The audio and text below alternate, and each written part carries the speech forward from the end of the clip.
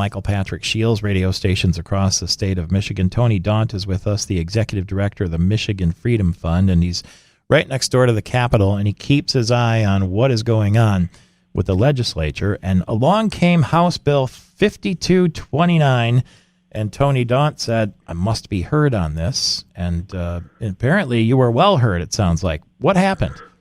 Well, good morning, and thanks for the authoritative intro there. Always appreciate that. Thank you. So House Bill 5229, for the listeners who may not be as familiar, or a little refresher for those who have heard about it, was introduced in around mid-December of last year.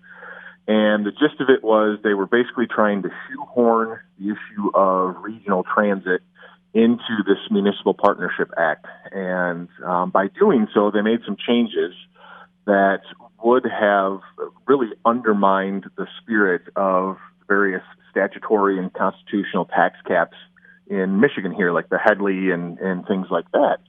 And so we and countless others, other activists around the state, not just in Southeast Michigan, but around the state, and legislators alike all kind of stood up and said, this is a bridge too far in terms of taxation, and ramped up the efforts to call legislators to work with leadership and let them know this was a non-starter, and that the kind of unlimited nature of this taxing authority would soon get out of hand with the way government operates. And thankfully, leadership in the form of Speaker Chatfield and Senate Majority Leader Shirkey and other legislators heard the message.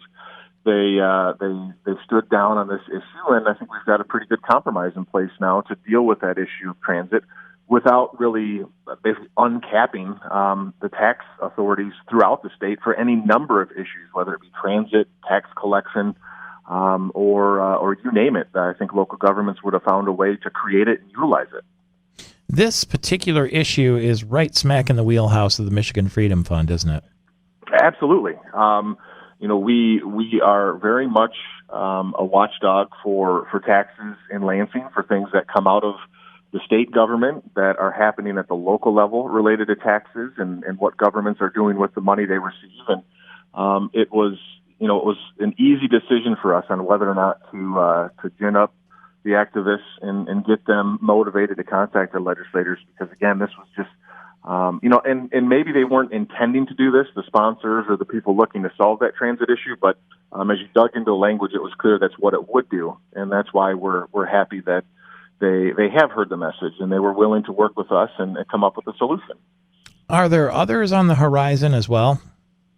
Well, I think we're always keeping an eye on taxes coming out of state government, as I just mentioned, and obviously last year we had the battle with Governor Whitmer and her ill-advised 45 cents per gallon gas tax hike.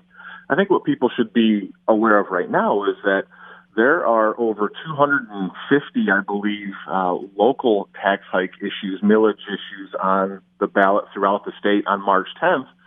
And that's particularly cynical in my view, because I think the people who put those on the ballot looked at the electorate and said, oh, it's going to be a contested Democratic primary on March 10th. It's an incumbent Republican president. So be more Democrats at the polls than Republicans. And I think it's fair to say Democrats are generally more in favor of higher taxes than Republicans are. And so we want to make sure that people who are like-minded don't just sit at home and think, well, don't need to go vote for the president or what have you because he's uncontested. Get out there, make sure you know what's on the local ballot, and vote the way you see fit.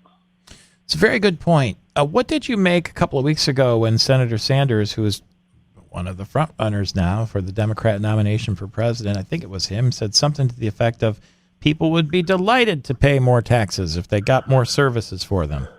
It's another instance of Senator Sanders being pathetically out of touch with how the real world works and what people view as a priority in their life. And putting food on the table, being able to take that 4-day weekend trip, fixing their automobile, making an addition to their house, just simply paying the bills. That's more important than paying more government or paying more money to the government to watch them waste it.